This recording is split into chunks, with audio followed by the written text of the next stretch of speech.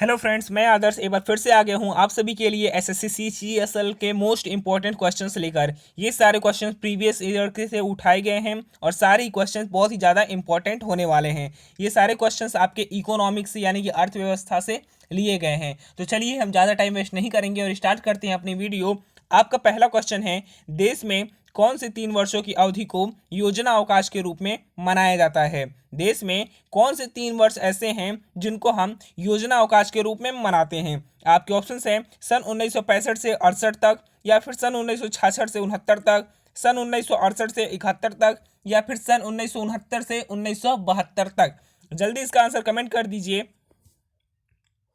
तो देखिए, इसमें जो आपका सही जवाब है वो है आपका ऑप्शन नंबर बी, यानी कि सन 1966 से 69 तक का जो वर्ष है, 3 वर्ष ये जो हैं इनको ही हम योजना अवकाश के रूप में मनाते हैं हर साल। ठीक। आपका दूसरा क्वेश्चन है, योजना अवकाश किसके बाद घोषित किया गया था? आपके ऑप्शंस हैं प्रथम पंचवर्षीय योजना, द्वितीय पंचवर्षीय योजना, तृतीय पंचवर्षीय योजना, या फिर पांचवी पंचवर्षीय योजना। जल्दी बताइए, योजना आयोग किसके बाद घोषित किया गया था? आपको टाइम बिल्कुल भी नहीं मिलने वाला है, इसलिए अपने आंसर जल्दी जल्दी बताइए और नोट डाउन भी करते चलिए क्वेश्चंस को। अगर आपके पास टाइम कम पड़ जाए तो आप स्क्रीनशॉट्स भी ले सकते हैं। तो देखिए, इसका जो आपका सही जवाब है वो है ऑप्शन नंबर डी, यानी कि पांचवी पंचवर्षीय योजना। योजना अवकाश पांचवी पंचवर्षीय योजना के बाद घोषित किया गया था। ओके। आपका तीसरा क्वेश्चन है, समय सीमा से 1 वर्ष पहले किस पंचवर्षीय योजना को समाप्त कर दिया जाता है? आपके ऑप्शंस हैं तीसरी योजना, छठी योजना, पांचवी योजना, या फिर प्रथम योजना।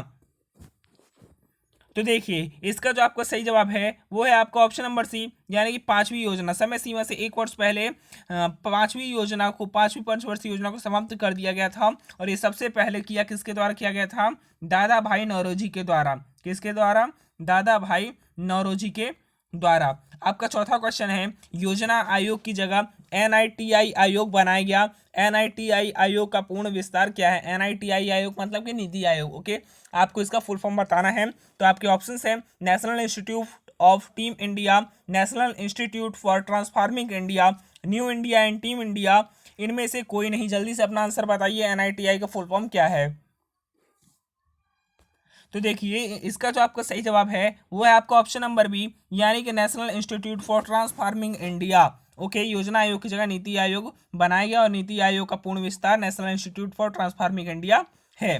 आपका पांचवा क्वेश्चन है, भारत में 1 रुपये के नोट और सिक्के या छोटे सिक्के किसके द्वारा जारी किए जाते हैं? आपके ऑप्शंस हैं भारतीय रिजर्व बैंक, भारतीय स्टेट बैंक, भारतीय सरकार द्वारा, या फिर भारतीय यूनिट ट्रस्ट द्वारा। जल्दी बताइए, 1 रुपये के नोट या फिर छोटे सिक्के किसके द्वारा जारी किए जाते हैं? तो देखिए, इसका जो आपका सही जवाब है वो है आपका ऑप्शन नंबर सी, यानी कि भारत सरकार द्वारा। ओके। भारत में 1 रुपये के नोट भारत सरकार द्वारा जारी किए जाते हैं। आपका छठा क्वेश्चन है, भारत में सबसे बड़ा व्यापारिक बैंक कौन सा है? जल्दी बताइए, व्यापारिक बैंक कौन सा है? आपके ऑप्शंस हैं भारतीय स्टेट बैंक, आईसीआईसीआई बैंक, भारतीय रिजर्व बैंक, या फिर आईडीबीआई बैंक। तो देखिए, यहाँ पर व्यापारिक बैंक की बात की गई है। जो आपका भारतीय रिजर्व बैंक की अगर हम बात करें तो ये बैंकों का बैंक है और सारे बैंकों को लाइसेंस यही देता है बैंकिंग का काम के लिए। ओके। लेकिन यहाँ पर कॉमर्शियल की बात की गई, किसकी? कॉमर्शियल यानी कि व्यापारिक बैंक की। तो इसका जो आपका सही जवाब है वो है आपका ऑप्शन नंबर ए, यानी कि भारतीय स्टेट बैंक। भारत का सबसे बड़ा व्यापारिक बैंक कौन सा है? तो भारतीय स्टेट बैंक। आपका सातवां क्वेश्चन है, भारत में राष्ट्रीय आय की गणना किसके द्वारा की जाती है? आपके ऑप्शंस हैं नीति आयोग, वित्त मंत्रालय, केंद्रीय सांख्यिकी संगठन, या फिर राष्ट्रीय प्रतिदर्श सर्वेक्षण कार्यक्रम। भारत में राष्ट्रीय आय की गणना किसके द्वारा की जाती है? तो देखिए, इसका जो आपका सही जवाब है वो है आपका ऑप्शन नंबर सी, यानी कि केंद्रीय सांख्यिकी संगठन। भारत में राष्ट्रीय आय की गणना केंद्रीय सांख्यिकी संगठन के द्वारा की जाती है। आपका आठवां क्वेश्चन है, भारत में राष्ट्रीय आय की गणना का पहला प्रयास किसने किया था? यानी कि भारत में जब पहली बार राष्ट्रीय आय की गणना की गई थी तो उसका पहला प्रयास किसने किया था वो आकलन करने का, उसकी गणना करने का? आपके ऑप्शन हैं VKRV राव, दादा भाई नौरोजी, HD तेंदुलकर, या फिर PC महालनोबिस। तो देखिए, इसका जो आपका सही जवाब है वो है आपका ऑप्शन नंबर बी, यानी कि दादा भाई नौरोजी। भारत में राष्ट्रीय आय की गणना का पहला प्रयास दादा भाई नौरोजी ने किया था। आपका 9वां क्वेश्चन है, भारत में प्रवाही योजनाएं लागू किए जाने के समय भारत के प्रधानमंत्री कौन थे? जब भारत में प्रवाही योजनाएं लागू की जा रही थी तो उस समय भारत के प्रधानमंत्री कौन थे? आपके ऑप्शन हैं लाल बहादुर शास्त्री, इंदिरा गांधी, राजीव गांधी या फिर मोरारजी देसाई। तो देखिए इसका जो आपका सही जवाब है वो है आपका ऑप्शन नंबर डी, यानी कि मोरारजी देसाई। ओके, भारत में प्रवाही योजना लागू किए जाने के समय भारत के प्रधानमंत्री मोरारजी देसाई थे।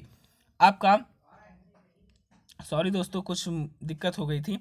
आपका अगला क्वेश्चन है, सरकारी एजेंसी एनडीसी का पूर्ण रूप क्या है? आपके ऑप्शन हैं national defence counselling, national development counselling, national district counselling या फिर नेशनल डेवलपमेंट सेंटर।